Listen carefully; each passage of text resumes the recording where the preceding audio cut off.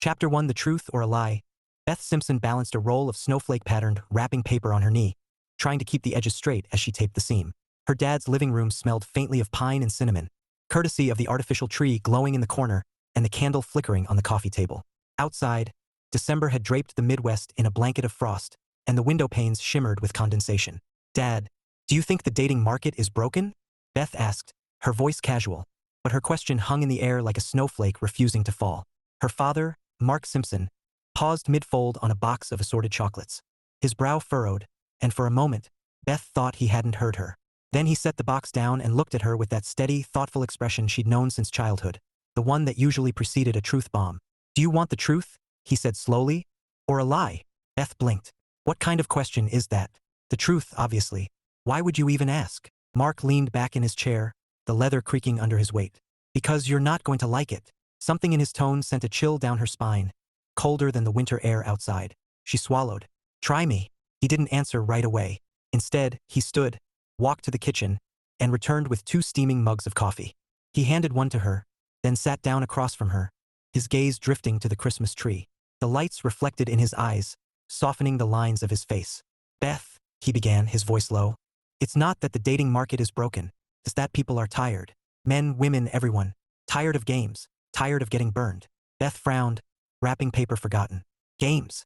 Expectations," he clarified. "Unrealistic ones. People want perfection, and when they don't get it, they move on.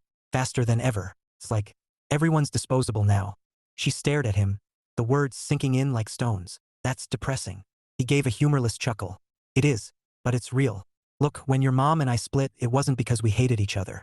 It was because she wanted something different. More excitement," she said. His jaw tightened, just for a second. "I spent years building a life for us. I thought that was enough." Beth's chest ached. She hated this part. The part where her parents' divorce stopped being a distant event and became a raw wound again. "Dad." He held up a hand. "I'm not bitter. People change. But here's the thing, trust doesn't come easy anymore. Not after you've seen how fragile it all is. A lot of men feel that way. A lot of women too. Nobody wants to gamble their happiness on someone who might decide they're bored in 10 years. Beth stared into her coffee, watching the steam curl upward. "So what? Everyone just gives up?" "No." His voice softened. "The good ones don't. They just move slower. They're cautious. They want to know someone's real before they take the leap." Beth let out a breath she didn't realize she'd been holding. "That's actually reasonable." Mark smiled faintly.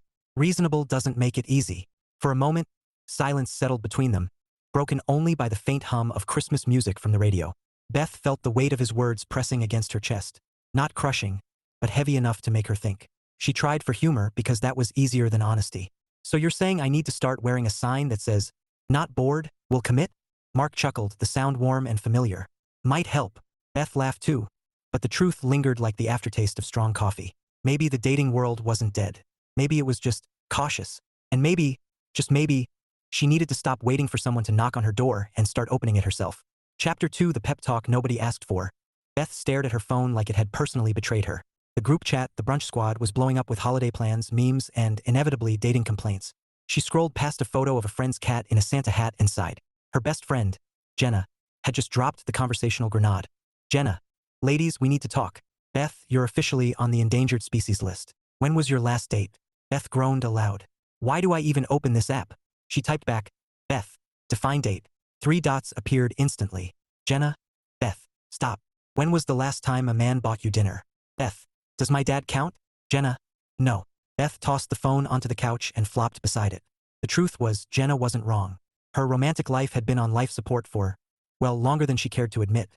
But she wasn't about to let Jenna turn this into a full-blown intervention. The phone buzzed again. "Jenna, you're coming to brunch tomorrow. No excuses. We're fixing this." "Beth, fixing what?" "Jenna, your tragic love life. We're something cute and festive. Red looks good on you."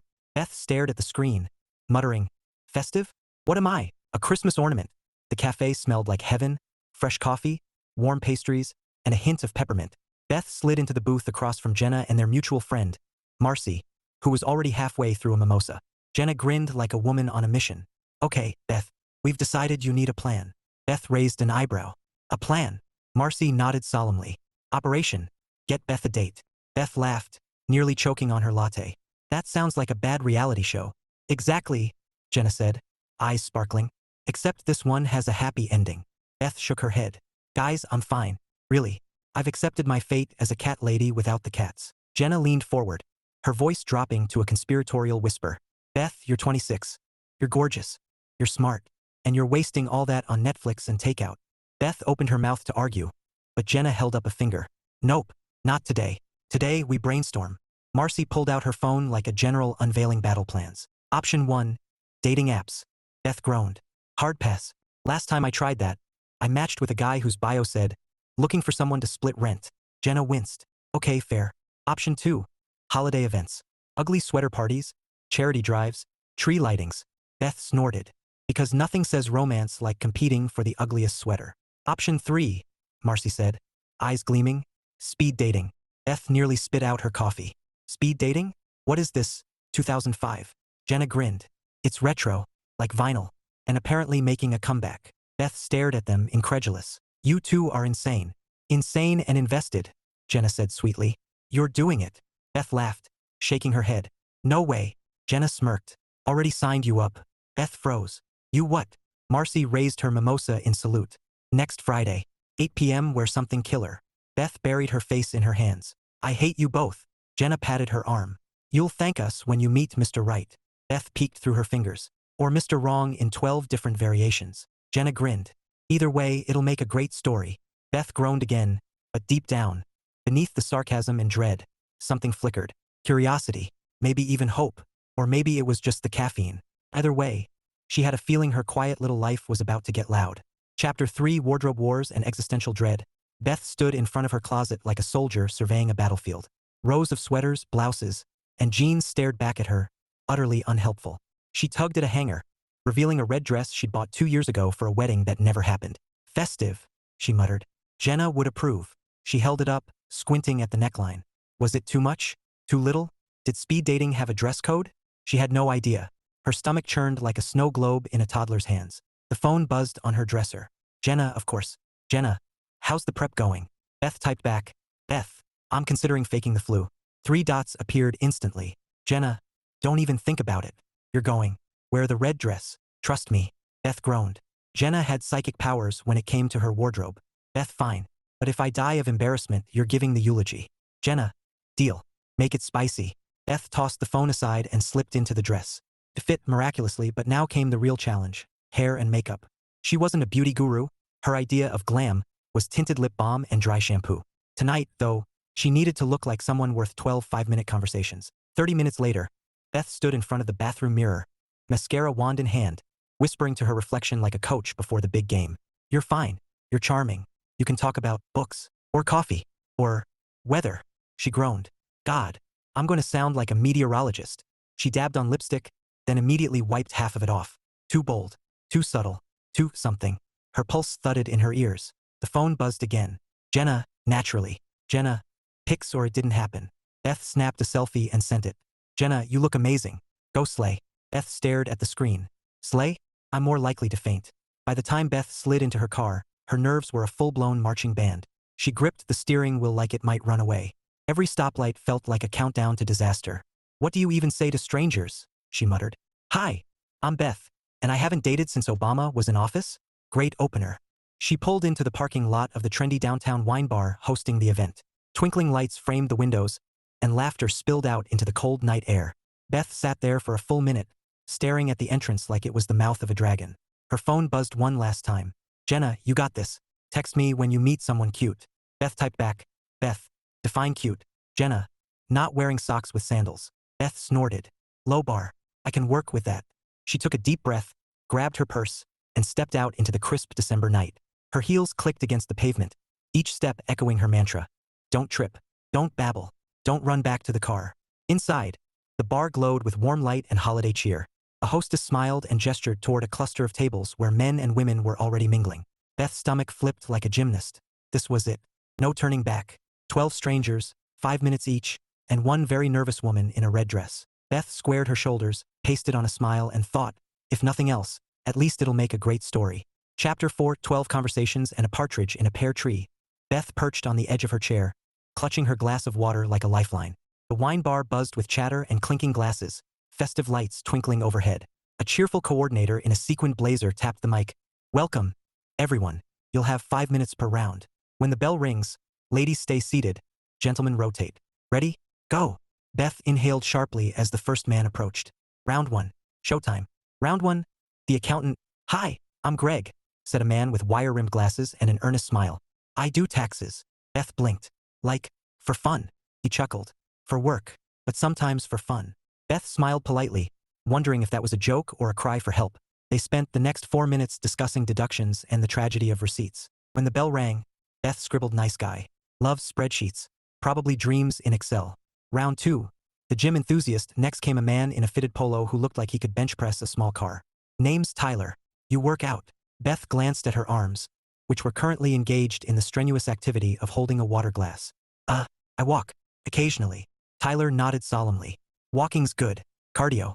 But you should try deadlifts. Changed my life. Beth smiled weakly. I'll keep that in mind. Bell. Note, Tyler might propose on a squat rack. Round 3. The philosopher.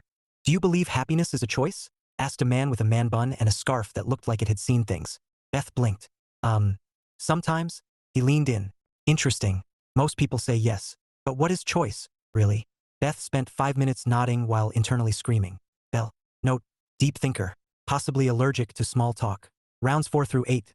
The blur. Beth met a software developer who spoke exclusively in acronyms, a guy who brought up his ex twice in 5 minutes, and someone who asked if she'd ever considered alpaca farming. By round 8, her smile muscles were staging a revolt. Round 9. The surprise. Beth was mid-eye roll at her own mental notes when the next man sat down. Tall, dark hair, warm brown eyes. He smiled. Not the forced kind, but the kind that felt like sunlight breaking through clouds. Hi, he said simply. I'm Alex. Beth blinked. Hi, Beth. Long night. His tone was teasing, but gentle. She laughed before she could stop herself. You have no idea. Try me, he said, leaning in slightly. Beth found herself telling him about Greg, the tax enthusiast, and Tyler, the deadlift evangelist. Alex laughed, really laughed, and it was like music. Easy, natural. So, he said, what do you do when you're not surviving speed dating? Beth smiled. Marketing. Mostly social media campaigns. Creative, he said, nodding. I'm in architecture, which means I spend a lot of time convincing people that beige isn't a personality. Beth laughed again, and for the first time that night, the clock felt cruel. When the bell rang, she wanted to throw it out the window. Alex stood, giving her a smile that lingered like a secret. Hope I see you after. Beth watched him walk away, her pulse doing cartwheels. Okay, she thought maybe Jenna was onto something. Rounds 10 through 12. Who even remembers? Beth endured 3 more conversations. One about cryptocurrency, one about essential oils, and one with a man who claimed to be a professional vibe curator. But her mind kept drifting back to Alex. His laugh, his eyes, the way 5 minutes felt like 5 seconds. When the event ended, the coordinator announced, if you'd like to exchange info, fill out your cards. Beth stared at hers, heart thudding. She wrote Alex's name in neat letters, then added a tiny star, like a secret wish. Chapter 5, the text that changed everything. Beth sat cross-legged on her couch, staring at her phone like it was a crystal ball. The speed dating event had ended 2 nights ago, and she'd filled out her card like a hopeful teenager scribbling a crush's name in a notebook. Now she was waiting, and oh look, still waiting. Her phone buzzed. She lunged for it, heart pounding, only to find a notification from her grocery app reminding her about a sale on frozen peas. Fantastic, she muttered. Exactly what my love life needs. The phone buzzed again. This time it was Jenna. Jenna, any news from Mr. Tall, Dark, and Architectural? Beth typed back. Beth, nope. Radio silence. Maybe he didn't pick me. 3 dots appeared instantly. Jenna, impossible. You were adorable, and funny, and wearing the red dress. Beth, maybe he likes women who talk about deadlifts. Jenna, stop. He laughed at your jokes. That's basically a proposal. Beth smiled despite herself. Jenna's confidence was contagious, even if Beth's own was currently hiding under a blanket. Just as Beth was about to toss her phone aside and binge a crime documentary, it buzzed again. This time, the name on the screen made her breath hitch. Alex, hey Beth, this is Alex from Friday night. Hope I'm not interrupting anything important. Beth stared at the message like it was written in gold. Her fingers hovered over the keyboard, brain short-circuiting. Play it cool. Don't sound desperate. Don't send 17 emojis. She typed, Beth, hi, not interrupting at all. How are you? Seconds later, Alex, good. Still recovering from 12 rounds of small talk. You? Beth laughed out loud. Beth, same. I think I have PTSD from the guy who wanted to discuss alpaca farming. Alex, oh, you got alpaca guy too? Lucky us.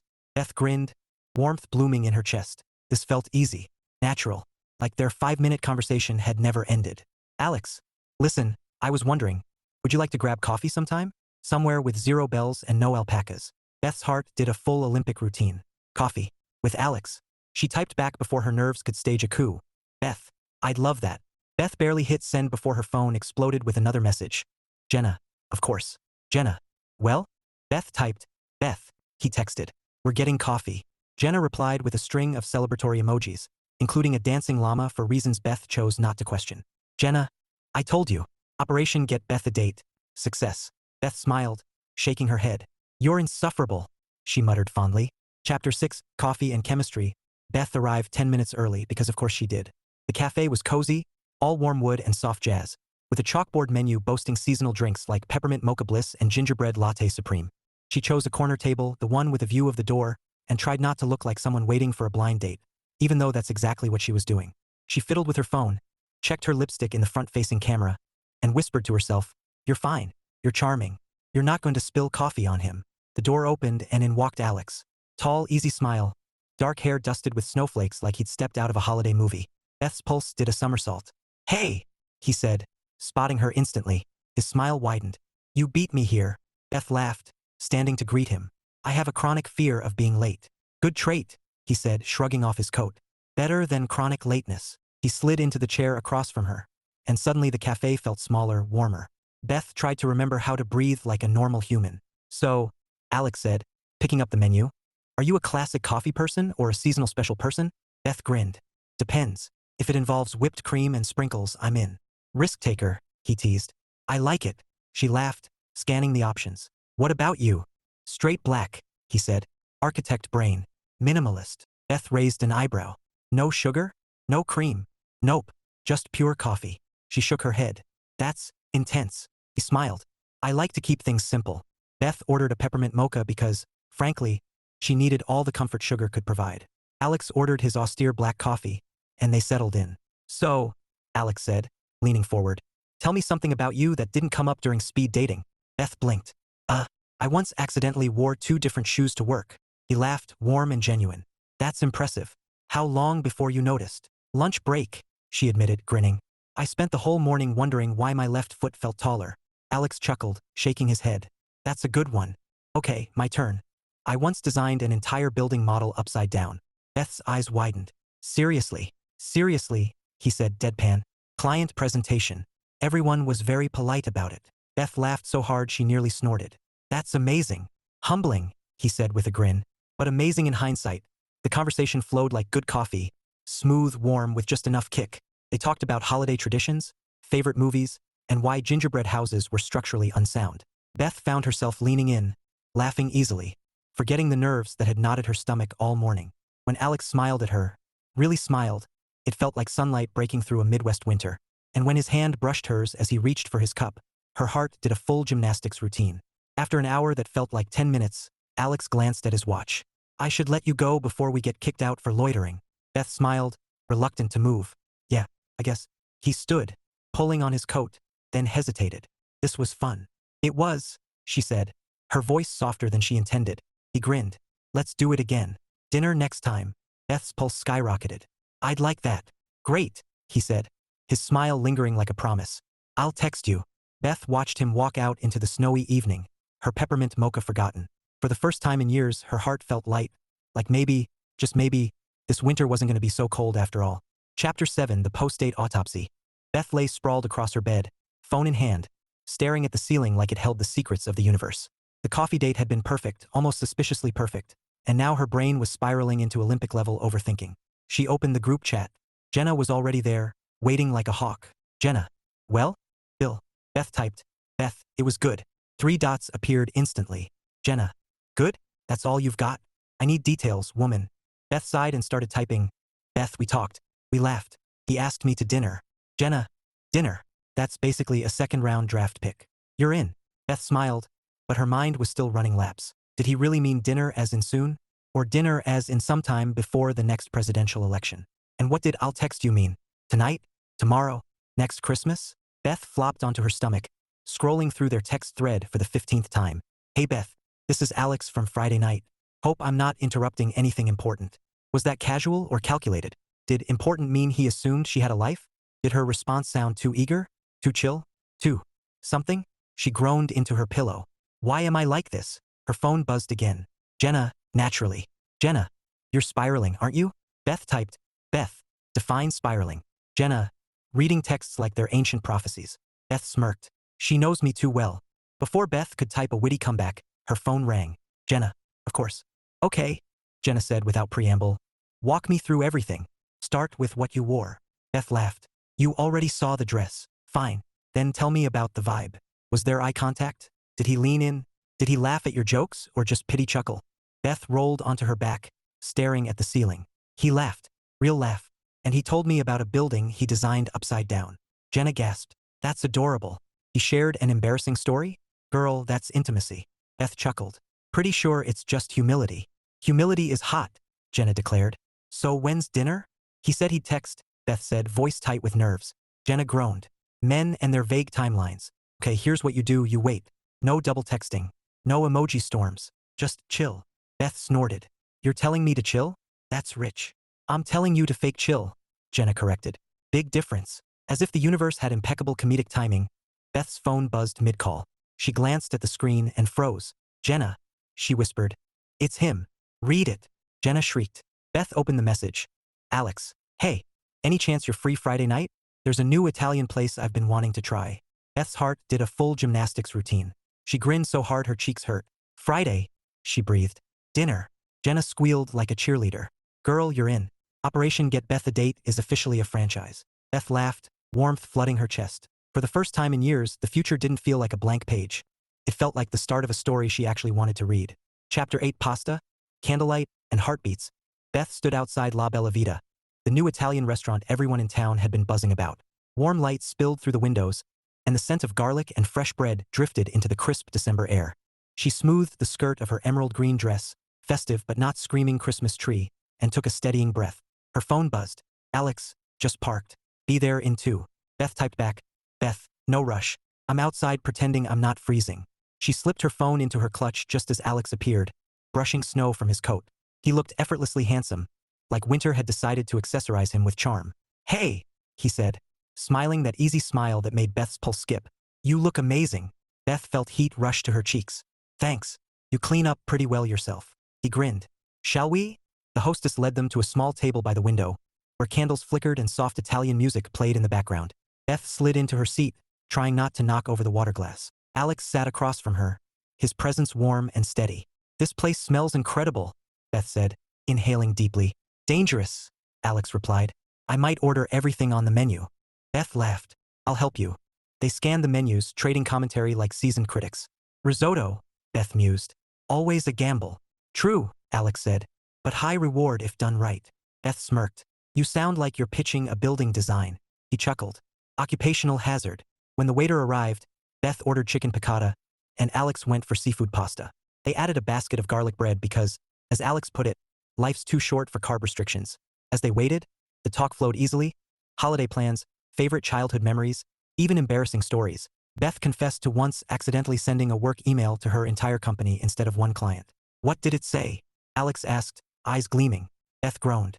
Something about a campaign slogan, and a gif of a dancing penguin. Alex laughed so hard heads turned. That's fantastic. Beth grinned, feeling lighter than she had in months. Your turn. Most embarrassing moment. Alex leaned back, pretending to think. Okay, I once called a client's wife by the wrong name. At their anniversary party. Beth winced. Ouch. Yeah, he said, chuckling. Still not invited back. Dinner arrived, and conversation slowed as they savored bites of perfectly cooked pasta and tangy lemon sauce. Beth stole a glance at Alex as he twirled spaghetti, his brow furrowed in concentration. He caught her looking and smiled, a slow, warm smile that made her stomach flip. So, he said softly, I'm glad you came tonight. Beth met his gaze, heart thudding. Me too. For a moment, the world narrowed to candlelight and quiet music. Beth felt something shift, subtle but undeniable. A spark. Possibility. After dessert, tiramisu, because Alex insisted it was mandatory, they stepped out into the snowy night. The air was crisp, the streetlights glowing like stars. Alex turned to her, hands in his pockets. Can I walk you to your car? Beth nodded, pulse racing. They strolled in comfortable silence, their breath mingling in the cold air. At her car, Alex hesitated, then smiled. Tonight was really great. Beth smiled back. It was. He looked like he wanted to say more, then simply said, Drive safe. Text me when you get home. Beth nodded, warmth blooming in her chest. I will. As she slid into her car and watched him walk away, one thought echoed in her mind. This feels different. Good different. Chapter 9 Peppermint Tea and Honest Words. Beth sat at her dad's kitchen table, hands wrapped around a mug of peppermint tea. The house smelled like cinnamon and pine, the Christmas tree glowing softly in the corner. Outside, snowflakes drifted lazily past the window, settling on the quiet street like powdered sugar. Mark Simpson leaned against the counter, watching her with that steady, patient look she'd known all her life. You've been smiling at your phone for the last 10 minutes, he said, voice warm with amusement. Either you won the lottery or there's a guy. Beth laughed, cheeks flushing. There's a guy. Mark raised an eyebrow, then slid into the chair across from her. Tell me about him. Beth hesitated, then exhaled. His name's Alex. We met at that speed dating thing Jenna signed me up for. We had coffee last week. Dinner tonight. Mark's smile widened. Sounds promising. Beth nodded, but her fingers tightened around the mug. It feels different. Good different. But also terrifying. Mark tilted his head. Terrifying how? Beth stared at the steam curling from her tea. I don't know. It's been so long since I felt this way. And after everything with you and Mom, I guess I'm scared of getting hurt. Or hurting someone. Mark was quiet for a moment, then reached across the table, his hand warm over hers. Beth fears normal. It means you care. But don't let what happened between your mother and me write your story. Beth's throat tightened. It's hard not to. I know, he said softly. But love isn't about guarantees. It's about showing up, trying. And if you find someone who makes you laugh, who listens, who treats you with respect, that's worth the risk. Beth blinked back sudden tears. You really think so? Mark smiled, eyes crinkling at the corners. I do. And for what it's worth, I think you're braver than you give yourself credit for. Beth squeezed his hand, warmth blooming in her chest. For the first time in years, she felt lighter, like maybe the past didn't have to define her future. Driving home, Beth replayed her dad's words like a favorite song. Love wasn't about guarantees. It was about showing up. And maybe, just maybe, she was ready to try. Her phone buzzed as she pulled into her driveway. A message from Alex. Alex, had a great time tonight. Hope you did too. Beth smiled, heart thudding. She typed back, Beth, me too. Really great. And for the first time in a long time, she believed it. Chapter 10 Snowflakes and Slow Burns. Beth tugged her scarf tighter as she stepped onto the sidewalk, the crisp December air nipping at her cheeks. Downtown shimmered like a winter postcard. Twinkling lights strung across lampposts, wreaths on shop doors, and the faint sound of carolers drifting from the square. She spotted Alex waiting near the skating rink, hands tucked into his coat pockets, breath curling in the cold. He turned as she approached, his smile warm enough to melt frost. Hey, he said, eyes lighting up. You made it. Beth grinned. Wouldn't miss it. Though full disclosure, I haven't skated since middle school. Perfect, Alex said, offering his arm. I'm terrible too. We'll look ridiculous together. Beth laughed, looping her arm through his. Great. Mutual humiliation. The rink was a swirl of holiday cheer, kids wobbling like penguins, couples gliding hand in hand, and the scent of hot cocoa wafting from a nearby stand. Beth laced up her skates, silently praying she wouldn't faceplant in front of Alex. Ready? He asked, holding out his hand. Beth hesitated, then slid her fingers into his. Warmth shot through her like a spark. As I'll ever be. They stepped onto the ice, immediately clinging to each other like two people auditioning for a slapstick comedy. Beth laughed so hard she nearly lost her balance. Okay, Alex said, steadying her, his hands firm on her arms. Rule 1. Don't let go. Beth looked up, meeting his gaze. His eyes were warm, amused, and something else, something that made her breath catch. Deal, she whispered. They circled the rink slowly, laughing at their own lack of grace. At one point, Beth stumbled, and Alex caught her, pulling her close. For a heartbeat, the world narrowed to the sound of carols, the glow of lights, and the feel of his arms around her. You okay? He murmured, his breath warm against her cheek. Beth nodded, pulse racing. Yeah, thanks. He didn't let go right away, and she didn't want him to. After an hour of near disasters and shared laughter, they collapsed onto a bench, cheeks flushed, fingers numb. Alex handed her a steaming cup of cocoa, their gloves brushing in the exchange. Best part of skating, he said, grinning. Liquid sugar. Beth laughed, wrapping her hands around the cup. Agreed. They sat in comfortable silence, watching snowflakes drift under the glow of streetlights. Beth felt the tension humming between them, soft, electric, undeniable. Alex turned to her, his voice low. Beth. She looked up, heart thudding. Yeah. He hesitated, then smiled. A slow, warm smile that made her stomach flip. I'm really glad we met. Beth's breath caught. Me too. For a moment it felt like he might lean in, like the night was holding its breath. But then a group of kids barreled past, laughing, and the spell broke. Alex chuckled, shaking his head. Next time, he said softly, eyes lingering on hers. Beth smiled, warmth blooming in her chest. Next time. Chapter 11, Under the Mistletoe. Beth stood in Jenna's living room, clutching a glass of sparkling cider and trying not to look like someone waiting for a movie moment. The annual holiday party was in full swing, twinkling lights, laughter, and Mariah Carey crooning from the speakers. Guests mingled around the buffet, and the scent of cinnamon and baked brie filled the air. Alex was here, somewhere. She'd seen him earlier, talking to Jenna near the tree, looking effortlessly handsome in a navy sweater that made his eyes seem even warmer. Now he was crossing the room toward her, and Beth's pulse did a full drum solo. "Hey," he said, smiling that easy smile that made her knees feel suspiciously unreliable. "You made it." Beth grinned. "Wouldn't miss Jenna's annual extravaganza." "Extravaganza is right," Alex said, glancing at the glittering garland overhead.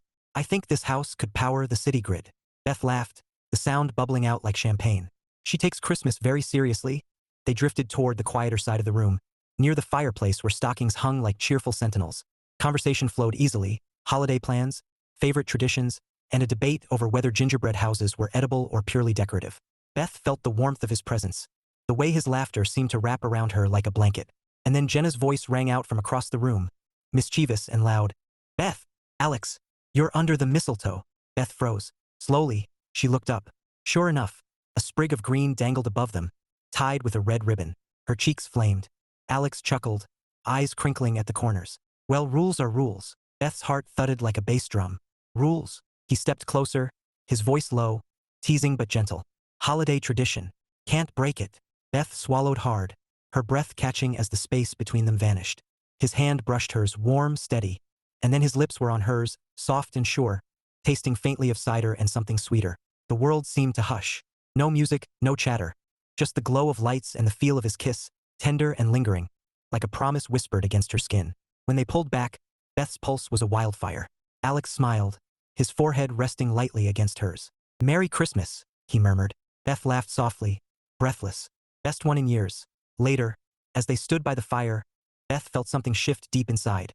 A quiet certainty that this wasn't just a holiday fling. It was real. Scary, yes, but real. And for the first time in a long time, she wasn't afraid of the risk. She was ready to take it. Chapter 12 labels, laughter, and late-night texts. Beth sat curled up on her couch, a blanket around her shoulders and her phone glowing in her hand. The mistletoe kiss replayed in her mind like a favorite scene from a rom-com, soft, warm, and just a little surreal. Now came the part her brain loved most, overthinking.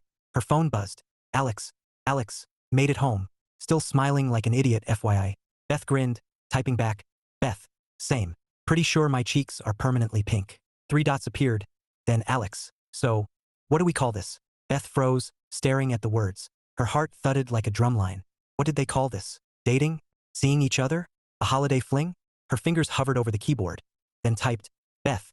Well, it's definitely not just friends." Seconds later, "Alex. Good. Because I was hoping for something better than that." Beth smiled so hard her face hurt. "Beth, me too." 2 days later, they met at the same cafe where it all began.